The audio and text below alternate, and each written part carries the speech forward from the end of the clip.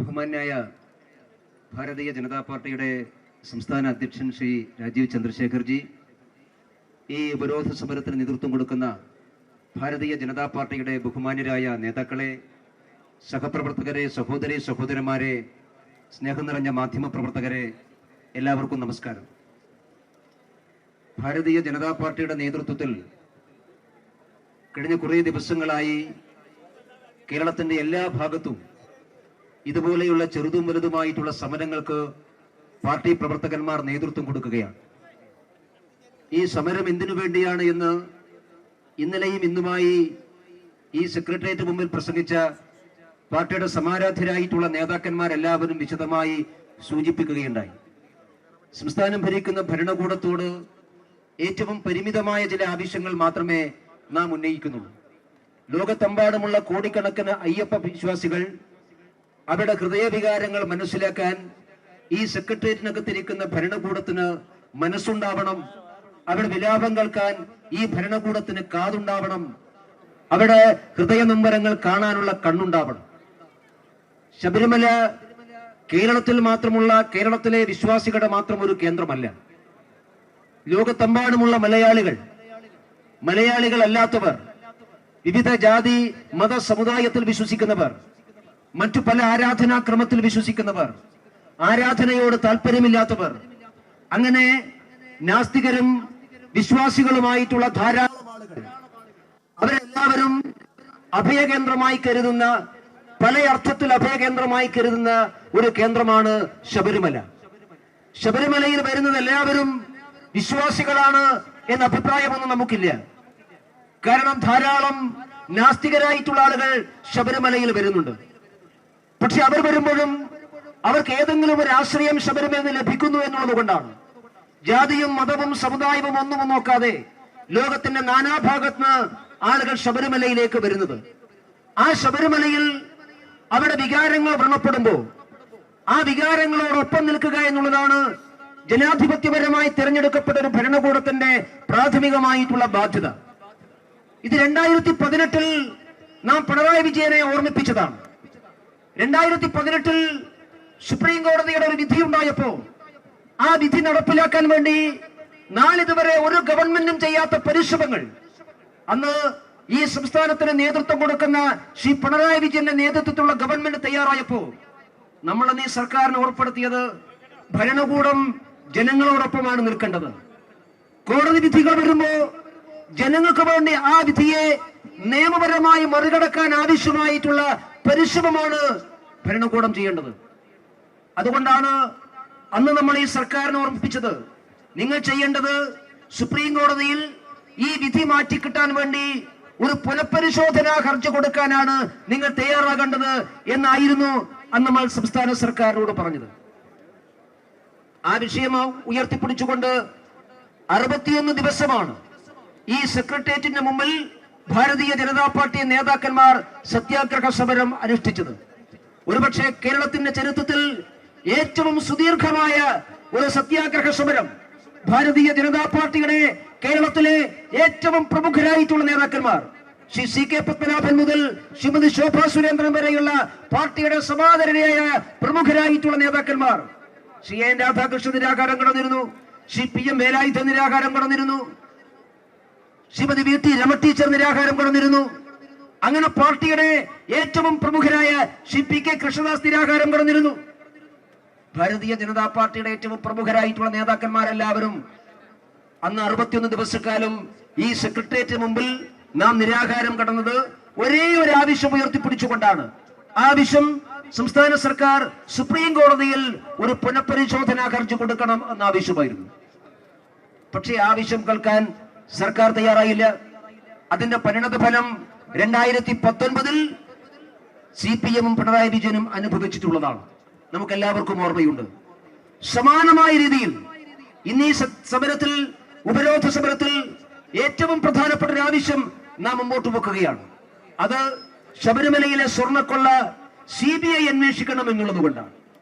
സ്വാഭാവികമായിട്ട് പലർക്കും സംശയം തോന്നാം, എന്തിനാണൊരു CBI അന്വേഷണം? ഹൈക്കോടതി നിശ്ചയിച്ചിട്ടുള്ള ഒരു SIT ഉണ്ടല്ലോ. ആ SIT ഹൈക്കോടതിയുടെ മോണിറ്ററിംഗ് ചെയ്യുന്ന അന്വേഷണ ഏജൻസിയാണല്ലോ. ആ ആ SIT കോടതിക്കാണല്ലോ റിപ്പോർട്ട് കൊടുക്കേണ്ടത്. പിന്നെ എന്തിനാണ് ഒരു CBI അന്വേഷണം എന്ന് പല ആളുകളും ചോദിക്കുന്നുണ്ട്. അതിന് ഒരു ഉത്തരം മാത്രമേ ഉള്ളൂ. ഈ SITയിൽ പെട്ടിട്ടുള്ള ആളുകൾ ബഹുമാനപ്പെട്ട ഹൈക്കോടതിയുടെ നിരീക്ഷണത്തെയോ നിർദ്ദേശത്തെയോ നമ്മൾ ആരും തള്ളിക്കളയുന്നില്ല. ബഹുമാനപ്പെട്ട കേരള ഹൈക്കോടതിയുടെ ഉദ്ദേശശുദ്ധിയെ നാം ആരും ചോദ്യം ചെയ്യുന്നില്ല. പക്ഷേ ഹൈക്കോടതി നിർദ്ദേശപ്രകാരം നിശ്ചയിച്ചിട്ടുള്ള SIT എന്ന് പറയുന്നത് സംസ്ഥാന ആഭ്യന്തര വകുപ്പിന്റെ കീഴിലുള്ള ഉദ്യോഗസ്ഥന്മാരാണ്. നിങ്ങൾ അതിലെ എല്ലാ ഉദ്യോഗസ്ഥന്മാരുടെയും ബാക്ക് ഹിസ്റ്ററി പരിശോധിച്ച് നോക്ക്. ആ അന്വേഷണ സംഘത്തിന് നേതൃത്വം കൊടുക്കുന്ന ADGP മുതൽ ആ സംഘത്തിലെ അവസാനത്തെ സബ് ഇൻസ്പെക്ടർ വരെയുള്ള ആളുകളെല്ലാവരും ഒരവസരത്തിൽ മറ്റൊരവസരത്തിൽ ശ്രീ പിണറായി വിജയനോട് നിർലോഭമായ വിധേയത്വം കാണിച്ചിട്ടുള്ളവരാണ് എന്ന് നമുക്കെല്ലാവർക്കും അറിയാം. അങ്ങനെയുള്ള ഒരു അന്വേഷണ ഏജൻസിയിൽ നിന്ന് നിഷ്പക്ഷമായിട്ടുള്ള അന്വേഷണം ഉണ്ടാകുമെന്ന് നമ്മൾ എങ്ങനെ പറഞ്ഞു? നമുക്കെങ്ങനെ വിശ്വസിക്കാൻ സാധിക്കും? മാത്രമല്ല, സ്പെഷ്യൽ ഇൻവെസ്റ്റിഗേഷൻ ടീമിനെ അനൗൺസ് ചെയ്തതിന്റെ പിറ്റേ ദിവസം ബഹുമാനപ്പെട്ട മുഖ്യമന്ത്രി പറഞ്ഞത് ഈ വിഷയത്തിൽ ദേവസ്വം ബോർഡിന് പ്രത്യേകിച്ച് പങ്കൊന്നുമില്ല, ദേവസ്വം ബോർഡ് പ്രസിഡന്റുമാർക്ക് പങ്കില്ല എന്ന് പറഞ്ഞാൽ സംസ്ഥാനത്തിന്റെ ആഭ്യന്തര വകുപ്പിന് നേതൃത്വം കൊടുക്കുന്ന മുഖ്യമന്ത്രി അന്വേഷണ ഏജൻസിയോട് പറയുകയാണ്, നിങ്ങൾ ഉണ്ണികൃഷ്ണ പോറ്റിയെ കുറിച്ച് മാത്രം അന്വേഷിച്ചാൽ മതി, നിങ്ങൾ മുരാരി ബാബുവിനെ കുറിച്ച് മാത്രം അന്വേഷിച്ചാൽ മതി, നിങ്ങൾ ചെന്നൈയിലെ ഈ ഏജൻസിയെ കുറിച്ച് മാത്രം അന്വേഷിച്ചാൽ മതി, അതിന്റെ അപ്പുറത്ത് ദേവസ്വം ബോർഡിനെ കുറിച്ച് അന്വേഷിക്കേണ്ടതില്ല, ദേവസ്വം ബോർഡിൽ റോളില്ല, ഇതിൽ പങ്കാളിത്തമില്ല എന്നൊരു മുഖ്യമന്ത്രി പറഞ്ഞാൽ അത് അന്വേഷണ ഏജൻസിക്ക് നിർദ്ദേശം കൊടുക്കുന്നതിന് തുല്യമല്ലേ? സാമാന്യ യുക്തിയോടുകൂടി ചിന്തിച്ചാൽ നമുക്ക് മനസ്സിലാകില്ലേ എന്തിനാണ് മുഖ്യമന്ത്രി അങ്ങനെ ഒരു നിർദ്ദേശം കൊടുത്തത്? എന്തിനാണ് മുഖ്യമന്ത്രി അങ്ങനെ ഒരു നിരീക്ഷണം നടത്തിയത്? ദേവസ്വം ബോർഡിന് പങ്കില്ല എന്ന് മുഖ്യമന്ത്രിയോട് ആര് പറഞ്ഞു? ദേവസ്വം ബോർഡ് പ്രസിഡന്റുമാർക്ക് ഇതിലൊന്നും ഒരു റോളില്ല എന്ന് മുഖ്യമന്ത്രിയോട് ആരാണ് പറഞ്ഞത്? ആണെങ്കിൽ മുഖ്യമന്ത്രി പറയണം, ഇത് ഞാൻ ഈ കേരളത്തിലെ വിജിലൻസിന്റെയും ക്രൈംബ്രാഞ്ചിന്റെയും ചുമതലയുള്ള ആഭ്യന്തര വകുപ്പിന്റെ മന്ത്രിയാണ്, എന്റെ മേശപ്പുറത്ത് റിപ്പോർട്ടുണ്ട്, 2018 മുതൽ 2024 വരെയുള്ള ദേവസ്വം ബോർഡുകൾ, ആ ദേവസ്വം ബോർഡുകൾക്ക് ഇതിലൊന്നും പങ്കാളിത്തമില്ല എന്നുള്ള റിപ്പോർട്ട് എന്റെ മുമ്പിലുണ്ട് എന്ന് മുഖ്യമന്ത്രി പറയട്ടെ. ഇതൊന്നുമില്ലാതെ എങ്ങനെയാണ് ഒരു മുഖ്യമന്ത്രിക്ക് ദേവസ്വം ബോർഡിന് പങ്കില്ല എന്ന് പറയാൻ സാധിക്കുക?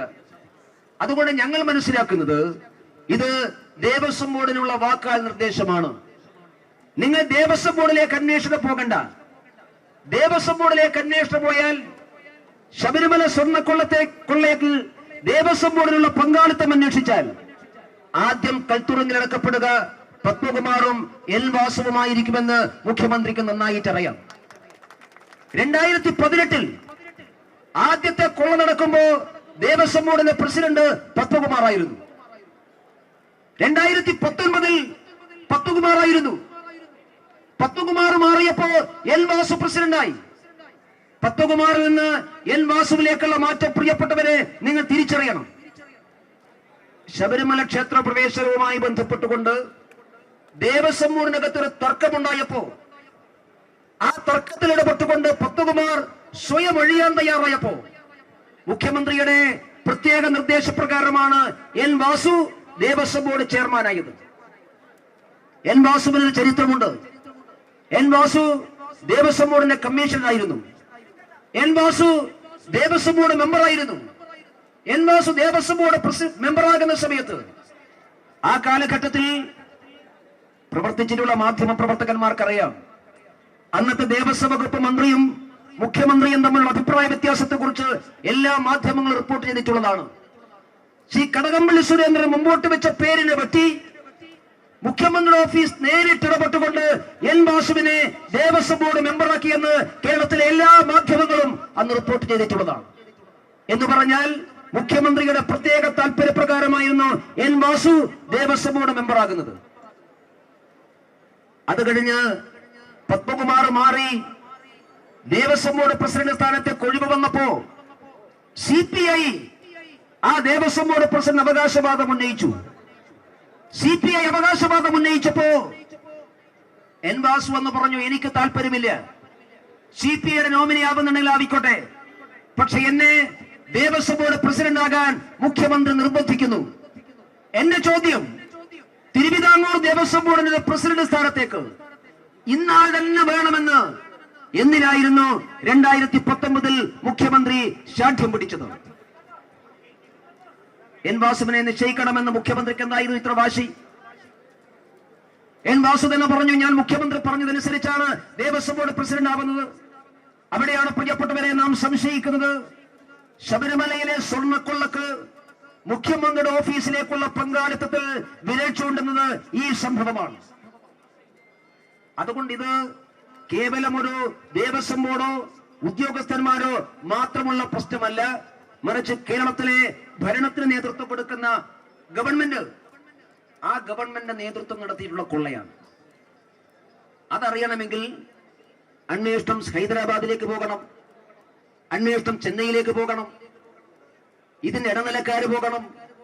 ശബരിമലയിലെ സ്വത്തുക്കൾ കഴിഞ്ഞ 10 വർഷമായി കൈകാര്യം ചെയ്യുന്ന ഹൈദരാബാദിലെ മലയാളിയായിട്ടുള്ള വ്യവസായി, ആ മലയാളിയായിട്ടുള്ള വ്യവസായി ശബരിമലയിലേക്ക് വരുമ്പോ അകമ്പടി സേവിക്കുന്ന പോലീസ് ഉദ്യോഗസ്ഥന്മാർ, 10,000-കണക്കിന് ഭക്തജനങ്ങൾ 18-ാം പടി കയറാൻ ക്യൂ നിൽക്കുമ്പോ ആ ക്യൂ എല്ലാം മകമാറ്റിക്കൊണ്ട് സന്നിധാനത്തിന്റെ ഡ്യൂട്ടിയുള്ള ഉന്നതരായിട്ടുള്ള പോലീസ് ഉദ്യോഗസ്ഥന്മാർ ഇടത്തും വലത്തും കാവലിനുകൊണ്ട് ഈ വ്യവസായിയെ 18-ാം പടി കയറ്റുന്നു. അവിടെ തന്ത്രിയുടെ ഇപ്പുറത്തുള്ള മുറിയിൽ വിശ്രമിക്കാൻ അവസരം കൊടുക്കുന്നു. ആ വ്യവസായി CPM-ന്റെ മനസാക്ഷി സൂക്ഷിപ്പുകാരനാണ് എന്നെല്ലാവർക്കും അറിയാം. ആ വ്യവസായിക്ക് മുഖ്യമന്ത്രിയുടെ ഓഫീസുമായിട്ടുള്ള ബന്ധം, മുഖ്യമന്ത്രിയുടെ കുടുംബങ്ങളായിട്ടുള്ള ബന്ധം എല്ലാവർക്കും അറിയാം. കഴിഞ്ഞതിന്റെ മുമ്പത്തെ പ്രാവശ്യം പാർട്ടിയുടെ സമ്മേളനത്തിന് വേണ്ടി, പോളിറ്റ് ബ്യൂറോ യോഗത്തിന് വേണ്ടി ശ്രീ പിണറായി വിജയൻ ഹൈദരാബാദിൽ പോയപ്പോ അദ്ദേഹം താമസിച്ചത് എവിടെയായിരുന്നു? അന്വേഷിക്കേണ്ടതാണ്. ആ താമസിച്ച വ്യവസായിക്ക് ശബരിമലയുമായിട്ട് എന്ത് ബന്ധമാണുള്ളത്? പരിശോധിക്കപ്പെടേണ്ടതാണ്. ആ വ്യവസായി ശബരിമലയിൽ വരുമ്പോ എന്തിനാണ് അനാവശ്യമായ സംരക്ഷണം പോലീസുകാർ കൊടുക്കുന്നത്? പരിശോധിക്കപ്പെടേണ്ടതാണ്. ആ വ്യവസായി എങ്ങനെയാണ് ഈ കേസിൽ അകപ്പെട്ടിട്ടുള്ളത്? മാധ്യമങ്ങൾ റിപ്പോർട്ട് ചെയ്യുന്നത് ശരിയാണെങ്കിൽ ഉണ്ണികൃഷ്ണൻ പോറ്റി ഈ കെട്ടിടത്തെ സ്വർണവുമായി ആദ്യം പോയിട്ടുള്ളത് ഹൈദരാബാദിലേക്കാണ്. ഹൈദരാബാദിൽ അദ്ദേഹം ആരെ കാണാൻ വേണ്ടി പോയി? എന്തിനു വേണ്ടി പോയി? ആരായിരുന്നു ഉണ്ണികൃഷ്ണൻ പോറ്റിയെ ഹൈദരാബാദിൽ സ്വീകരിച്ചത്? ഈ മാറ്റിയ സ്വർണം ഹൈദരാബാദിൽ ആർക്കാണ് ഉണ്ണികൃഷ്ണൻ പോറ്റി കൈമാറിയത്? ഇത് പരിശോധിക്കപ്പെടണമല്ലേ? ഇത് അന്വേഷിക്കപ്പെടണമല്ലേ? ഇത് ബഹുമാനപ്പെട്ട ശ്രീ വെങ്കടേശൻ അന്വേഷിക്കാൻ പറ്റുമോ? കേരളത്തിലെ SITക്ക് അന്വേഷിക്കാൻ പറ്റുമോ? ചെന്നൈയിലെ വ്യവസായികളെ കുറിച്ച് അന്വേഷിക്കണ്ടേ? ഇതെല്ലാം അന്വേഷിക്കണമെങ്കിൽ കേരളത്തിന് പുറത്തുകൂടി അന്വേഷണ പരിധി വ്യാപിപ്പിക്കാൻ സാധിക്കുന്ന ഒരു ഏജൻസി ഉണ്ടാകണം. അതുകൊണ്ടാണ് പ്രിയപ്പെട്ടവരെ CBI വേണം എന്ന് ഭാരതീയ ജനതാ പാർട്ടി പറയുന്നത്. പിന്നെ നിങ്ങൾക്ക് എന്തിനാ ഇത്ര വേവലാതി? നിങ്ങൾക്ക് ഇതിപ്പോ പഴയതുപോലെ CBIയെ കുറിച്ച് അഭിപ്രായ വ്യത്യാസമൊന്നുമില്ലല്ലോ. നിങ്ങൾ തന്നെ പല കേസുകളും CBIയെ ഏൽപ്പിക്കണമെന്ന് പറയുന്നുണ്ടല്ലോ. അതുകൊണ്ട് ഒരു CBI അന്വേഷണം ആവശ്യപ്പെട്ടുകൊണ്ടാണ് ഭാരതീയ ജനതാ പാർട്ടി ഈ സമരത്തിന് നേതൃത്വം കൊടുക്കുന്നത്. പ്രിയപ്പെട്ടവരെ, ഈ ആവശ്യം നേടിയെടുക്കും വരെയുള്ള ദീർഘമായിട്ടുള്ള സമരത്തിനാണ് ഭാരതീയ ജനതാ പാർട്ടി നേതൃത്വം കൊടുക്കാൻ ആഗ്രഹിക്കുന്നത്. ഇതൊരു രാഷ്ട്രീയ സമരമൊന്നുമല്ല. ഈ സമരം കേരളത്തിൽ നടക്കുന്ന കൊടിയ അഴിമതിക്കെതിരായിട്ടുള്ള പോരാട്ടത്തിന്റെ ഭാഗമായിട്ടുള്ള സമരമാണ്. അഴിമതിയുമായി സന്ധി ചെയ്യുന്ന സംസ്ഥാന ഭരണകൂടത്തിനെതിരായിട്ടുള്ള സമരമാണ്. കേരളത്തിൽ ദേവസ്വം ബോർഡ് എന്ന് പറയുന്നത് ഒരു വലിയ അഴിമതിയുടെ കോട്ടയായിട്ട് മാറിയിരിക്കുന്നു. നിങ്ങളൊന്ന് ആലോചിച്ച് നോക്ക്. കേരളത്തിലെ ദേവസ്വം ബോർഡ് മെമ്പർമാരൊക്കെ കണ്ണടച്ച് തുറക്കുന്ന വേഗതയിൽ വലിയ കോടീശ്വരന്മാരാവുകയാണ്. ഒരു വർഷം ദേവസ്വം ബോർഡ് മെമ്പറായാൽ ആ ദേവസ്വം ബോർഡ് മെമ്പർമാർ കേരളത്തിൽ ഉണ്ടാക്കുന്ന വലിയ കെട്ടിടങ്ങൾ, ദേശീയപാതയോരത്ത് വാങ്ങിക്കൂട്ടുന്ന ഏക്കർ കണക്കിന് ഭൂമികൾ, എനിക്ക് എത്ര ആലോചിച്ചിട്ട് മനസ്സിലാക്കുന്നില്ല. ഒരു ദേവസ്വം ബോർഡ് മെമ്പർക്ക് ദേവസ്വം ബോർഡ് കൊടുക്കുന്ന ശമ്പളമല്ലാതെ മറ്റെന്തെങ്കിലും വരുമാനമുണ്ടോ? ഇപ്പോഴത്തെ ദേവസ്വം ബോർഡ് പ്രസിഡന്റ് പ്രശാന്ത് തിരുവനന്തപുരത്തുകാരനാണല്ലോ. നെടുമങ്ങാട്ടെ ആളുകൾക്ക് പ്രശാന്തിനെ നന്നായിട്ട് അറിയാമല്ലോ. നെടുമങ്ങാട് ആളുകളൊന്ന് പരിശോധിക്ക്.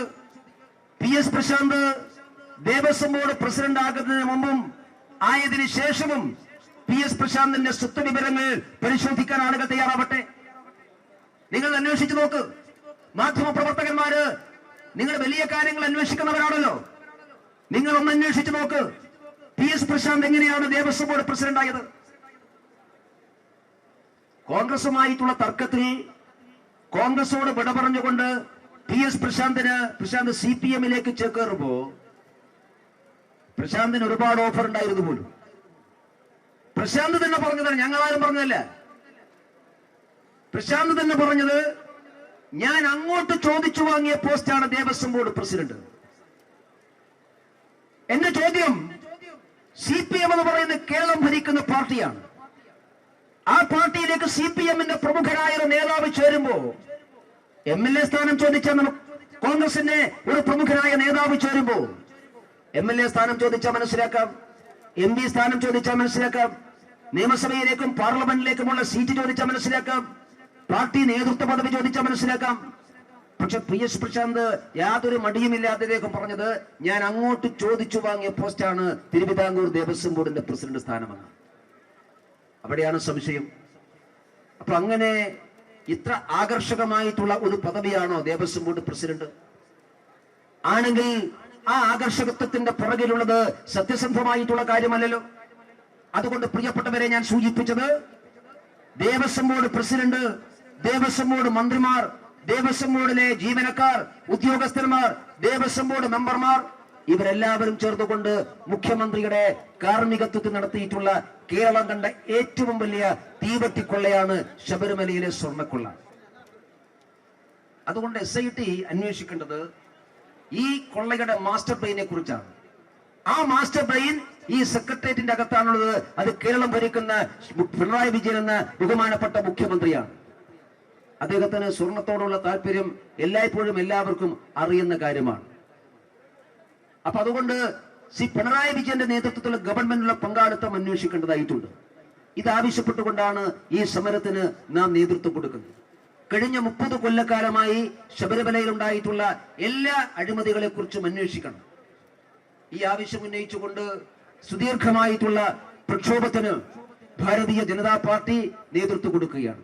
ഒരു കാര്യം നാം മനസ്സിലാക്കുക, CPM എന്ന് പറയുന്ന പാർട്ടി കിട്ടുന്ന സന്ദർഭത്തിലെല്ലാം ഈ കേരളം കൊള്ളയടിക്കാൻ വേണ്ടി പരിശ്രമിക്കുന്നവരാണ്. കേരളത്തിന്റെ ചരിത്രത്തിൽ ഇതുപോലെ അഴിമതിയോട് താതാത്മ്യം പ്രാപിക്കുന്ന, അഴിമതിയുമായി സന്ധി ചെയ്യുന്ന, കക്കാനായിട്ട് ജനിച്ച ഒരു മുഖ്യമന്ത്രിയും കൂട്ടരും കേരളത്തിന്റെ ചരിത്രത്തിൽ പ്രിയപ്പെട്ടവരെ ഇന്നേ വരെ ഉണ്ടായിട്ടില്ല.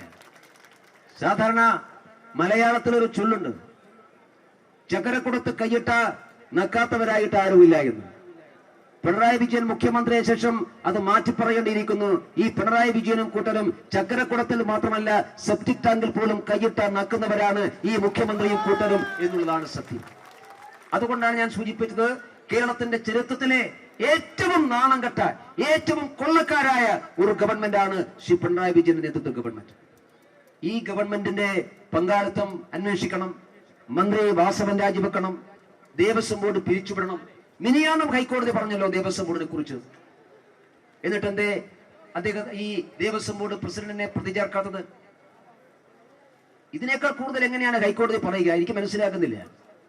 ഹൈക്കോടതിക്ക് പറയാൻ പറ്റുന്ന ഏറ്റവും മാന്യമായ ഭാഷയിൽ ഹൈക്കോടതി ചോദിച്ചു, നിങ്ങൾ അറിയാതെ ഇതെല്ലാം നടക്കുമോ എന്ന് പറഞ്ഞാൽ നിങ്ങൾക്ക് പങ്കാളിത്തമുണ്ട് എന്നല്ലേ? ഹൈക്കോടതി അങ്ങനെ പറഞ്ഞിട്ടും എന്തുകൊണ്ടാണ് ഈ കേസിൽ ദേവസ്വം ബോർഡ് പ്രസിഡന്റിനെ പ്രതി ചേർക്കാത്തത്? എന്തുകൊണ്ടാണ് പ്രശാന്തിനെ പ്രതി ചേർത്ത് അന്വേഷിക്കാത്തത്, അറസ്റ്റ് ചെയ്യാത്തത്? അതുകൊണ്ട് ഒരു കാര്യം കേരളത്തിലെ ഭരണകൂടത്തെ ഓർമ്മപ്പെടുത്താൻ ഞങ്ങൾ ആഗ്രഹിക്കുന്നു. ദേവസ്വം വകുപ്പ് മന്ത്രി VN വാസവന്റെ രാജിയും PS പ്രശാന്തിന്റെ അറസ്റ്റിനും അതിൽ കുറച്ചൊന്നുകൊണ്ടും കേരളത്തിലെ വിശ്വാസികൾ തൃപ്തിപ്പെടില്ല. വാസവൻ രാജിവെക്കും വരെ, PS പ്രശാന്തിനെ അറസ്റ്റ് ചെയ്യും വരെ ഭാരതീയ ജനതാ പാർട്ടി ഈ പ്രക്ഷോഭവുമായി മുമ്പോട്ട് പോകുമെന്ന് ഈ സർക്കാരിനെ ഓർമ്മപ്പെടുത്താൻ ഞങ്ങൾ ആഗ്രഹിക്കുന്നു. ഈ സെക്രട്ടേറിയറ്റ് ഉപരോധത്തിന് ശേഷം ഈ മാസം 30-ാം തീയതി വരെ കേരളത്തിലെ എല്ലാ മണ്ഡലം കേന്ദ്രങ്ങളിലും ഈ ആവശ്യം ഉന്നയിച്ചുകൊണ്ടുള്ള ബഹുജന സമ്മേളനങ്ങൾ, വിശ്വാസ സംരക്ഷണ സമ്മേളനങ്ങൾ ഭാരതീയ ജനതാ പാർട്ടിയും ദേശീയ ജനാധിപത്യ സഖ്യവും സംഘടിപ്പിക്കുകയാണ്. നവംബർ മാസത്തിൽ കേരളത്തിലെ എല്ലാ പഞ്ചായത്തുകളിലും ആയിരക്കണക്കിന് വിശ്വാസികളെ അണിനിരത്തിക്കൊണ്ട് ഭാരതീയ ജനതാ പാർട്ടി ഈ പ്രക്ഷോഭത്തിന് മുന്നോട്ട് കൊണ്ടുപോകാൻ തീരുമാനിച്ചിരിക്കുകയാണ്. അതുകൊണ്ട് പ്രിയപ്പെട്ടവരെ, വിശ്രമിക്കാൻ നമുക്കിന് അവസരമില്ല. വിശ്രമമില്ലാത്ത നാളുകളിലേക്ക് കേരളത്തിലെ ഭക്തജനങ്ങൾക്ക് വേണ്ടി പോവുകയാണ്. ഈ കേരളം മുച്ചൂടും മുടിക്കാൻ തീരുമാനിച്ചിട്ടുള്ള, കച്ചകെട്ടിയിറക്കിയിട്ടുള്ള ശബരിമല ക്ഷേത്രത്തെ കൊള്ളയടിച്ച് തകർക്കാൻ വേണ്ടി ശ്രമിക്കുന്ന ഈ മുതുകാളയായിട്ടുള്ള പിണറായി വിജയന്റെ മുതുകത്ത് കുത്തിയിറക്കാൻ ഒരു വാരികുന്തവുമായിട്ടാണ് ഈ പ്രക്ഷോഭത്തിന് ഭാരതീയ ജനതാ പാർട്ടി നേതൃത്വം കൊടുക്കുന്നത്. ഈ പ്രക്ഷോഭത്തിൽ പങ്കാളികളായ എല്ലാവരെയും അഭിവാദ്യം ചെയ്തുകൊണ്ട് ഞാൻ എന്റെ പ്രസംഗം ചുരുക്കുന്നു. നമസ്കാരം. ഈ ഉപരോധ സമരം സമാധാനപരമായി മുമ്പോട്ട് പോകണം. എല്ലാവരും ഒരുമിച്ചിരുന്ന്, നേതാക്കന്മാരും പ്രവർത്തകന്മാരും എല്ലാവരും ഒരുമിച്ചിരുന്ന് നമ്മൾ ഈ ഉപരോധ സമരം മുമ്പോട്ട് കൊണ്ടുപോകും. അതുകൊണ്ട് സമാധാനപരമായി മുദ്രാവാക്യങ്ങളും ശരണം വിളികളുമായി ഉപരോധ സമരം മുമ്പോട്ട് കൊണ്ടുപോകാൻ എല്ലാ സഹപ്രവർത്തകന്മാരും തയ്യാറാകണമെന്ന് വിനയപരിസരം അഭ്യർത്ഥിച്ചുകൊണ്ട് നിർത്തുന്നു. നമസ്കാരം.